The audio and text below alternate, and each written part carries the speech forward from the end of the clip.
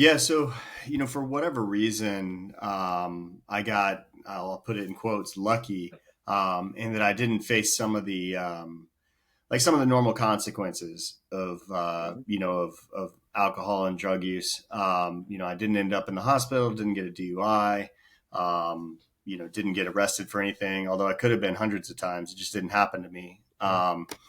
But for me, the consequence was really, or my rock bottom was really, my mental health had taken a hit, and then I was trying to fix that with alcohol and cocaine. And so I was like, and it did fix it for a minute, right? It fixes Right. it, then it gets worse. It fixes it, and it gets worse, and you're kind of just always just trying to get back to even, or I was always trying to get back to even. But it kind of spiraled to the point where I didn't want to be here anymore. Yeah. And I mean, I've told this story before, but my rock bottom was a hotel room in Dallas with a 9 millimeter, trying to decide if it was going to be my last day. And so, I was close. I was close to making that final decision, and it was kind of a make or break moment, right? Either you end it or you do something different. Because what I realized, I don't think I realized it at the time, but what I tell people who are in that point is like, is it really that you don't want to live anymore? Or you don't want to live like this anymore? Hmm. And for me, Yeah. I mean, the answer was I didn't want to live like this anymore. I didn't know if there was another option. I didn't know if it could get better, Right. but I figured I'd give it one more shot, to do something different. And I'd never been to rehab. I'd never been to treatment. I'd never, really gone to AA, or I'd never done anything. So there was a Hmm. lot I could do different, and so I picked up the phone, went to my phone and searched for rehabs online and found one and called them. And for me, that was really the turning point. That was my rock bottom, but it was also the turning point where, I had a fighting shot. And Yeah. not to say that things got all better, and the rest of my life has been perfect, but that was when I started fighting, and it's made all the difference for me.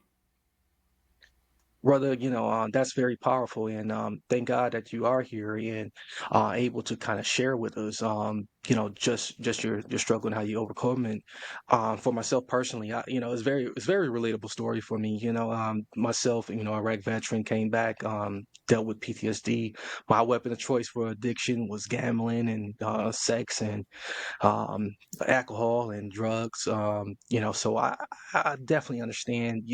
When I say I understand, I definitely understand, brother. Just to be able to, be here today and talk about like how military culture, toughness, self-reliance, it make it hard for vets to like ask for help. Options do seem very bleak and very much like in the dark somewhere that we just don't want to put the light on. So what Hmm. was it like for you to kind of break through that stigma and admit you needed support? Yeah, I mean, the first thing I realized when I got to rehab is that I really liked rehab. I was, not everybody does, but for me, it was like, I was kind of I was putting a lot of pressure on myself with work and with, Yeah. other responsibilities, and kind of being in that place where I could just focus on me and learn some things I'd never been told before.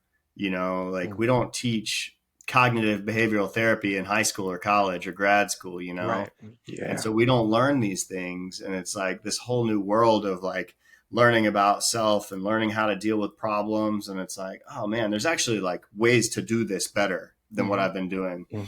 And so I think that was my first realization, when I went to rehab, is I was like, okay, there's a lot for me here. I don't know how it's all going to Yeah. work. I don't know, but I got some hope pretty early on.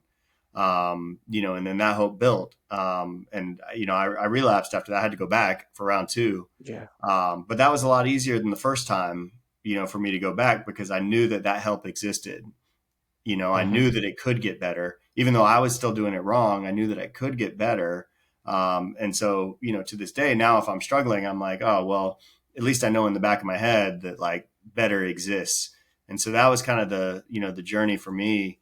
And like I said, I really enjoyed it. If it was a different way of thinking, and I had to be open to that. But I think at that point I was open to anything. I had the Right. gift of Right. desperation, as we talk about in the rooms. Yeah. Man, amen to that. And uh, when we think about just the fact that like it does get a little bit easier, even if we feel like we're going backwards. that I think that's powerful, to put that in there and let people know that like, hey, just because you relapse don't mean it's the end, it's end game. You know what the options are, you know where to find the help, pick up that phone, walk into that clinic, whatever you have to do, to continue moving forward. Because I like to describe things as like, well, I like to describe our progress as like the stock market. So one day we're down, but the next we might be up, and and we can stay consistent, but like we're continually to climb that chart. So Somebody um, was telling me one time mhm, in rehab, and I wish I remembered what language this was, but in some language, the word for relapse is something that kind of loosely translates to convincer, you know? yeah, And so sometimes, that event is needed to convince us that, like, yeah, no, I really do need to do things differently. Like mhm. it's a lesson that, while hard learned, sometimes it can be one that's super valuable. I wasn't quite sure. Okay, now I'm sure. Yeah. You mentioned earlier, with your mission, like that helping others like through dark times, like to live free of suffering. What sparked that shift from your own pain to building what you have now? And tell us a little bit about that recovery company that you do, that you provide service for others. Yeah, so I think, if you look across different types of spirituality, or if you look across Hmm. religions, or you look in the rooms of AA, like, there's almost always a service component to it, right? There's Yeah. almost always Right. something about helping others. And I don't think that's just because it's like objectively good to do. I think it is objectively Hmm. good to do, but I also think that there's something that we get out of it ourselves. Yeah. Right. What is that? Well, I mean, I think it's pretty easy to explain to military folks because, we lived this life of service to others, right? Or we felt like we did. We Mhm. had this code, this moral code that was like, oh, I'm living for the guy on my left and my right. And like, I'm responsible for Yeah. them or my soldiers or whatever. And, we're trying to protect people, even in Afghanistan, Iraq, so often it was about protecting the people in the villages that like didn't have any Hmm. way to defend themselves. And so this service to others is not foreign to us. And I think so many times when we leave the military, we don't see necessarily the outlet for that anymore. And I think it's something Hmm. we're missing. It's like a part of our soul is gone. And so, for me, I think that being able to work in this field and being able to work with other people like helps fulfill that for me. Yes, it's good for them. It's also part of my Hmm. work. So just a little bit about what we do. When I went through treatment, I was like, man, I want other people to be able to. I went to a good place, and I was like, I want other people to have Yeah. the same ability to have this that I had. And I went to an inpatient rehab, and we're not that. So we do it on outpatient level. So our clients are with Right. us anywhere from 3 to 6 hours a day.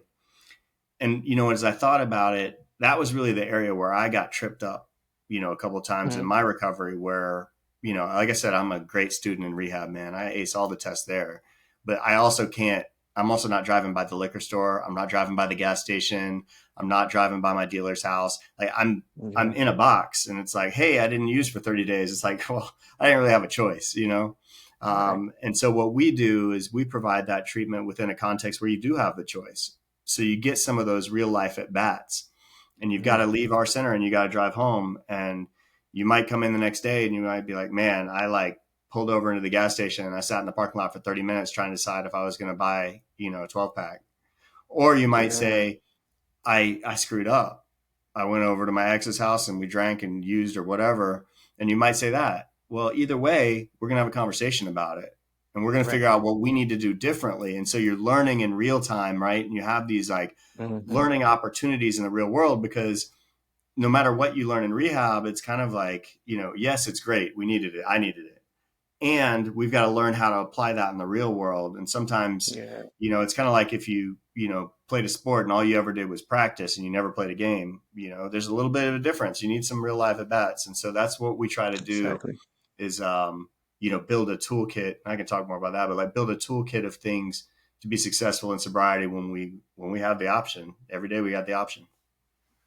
Okay. And tell us once again, what's the name of your company? While we Sophros kind of. recovery. Sophros recovery is the name. It actually comes from a Greek word, sophrosiny. So when Pandora's Yeah, box look was familiar. opened, we know about all the bad spirits, right? You're like, Yep. don't open Pandora's box, And Hmm. so in Greek mythology, in that story, if you look at the detailed version, all the bad things were released, but there was one thing that was released that was kind of the opposite. And it was this spirit of Sophros, which allowed us to have judgment and our own decision making in light of all the stuff in the world. Like we have the choice.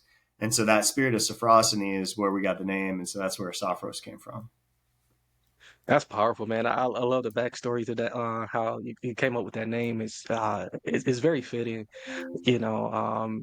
And just the type of grit, that you are kind of lighting up for others. It's definitely lights a fire in my soul.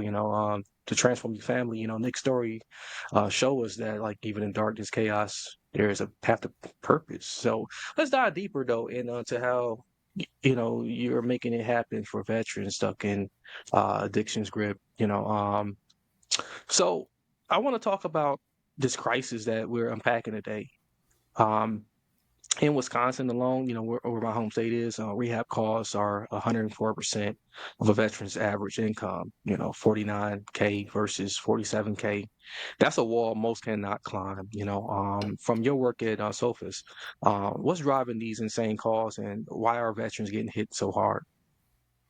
So when you say that, you mean like the cash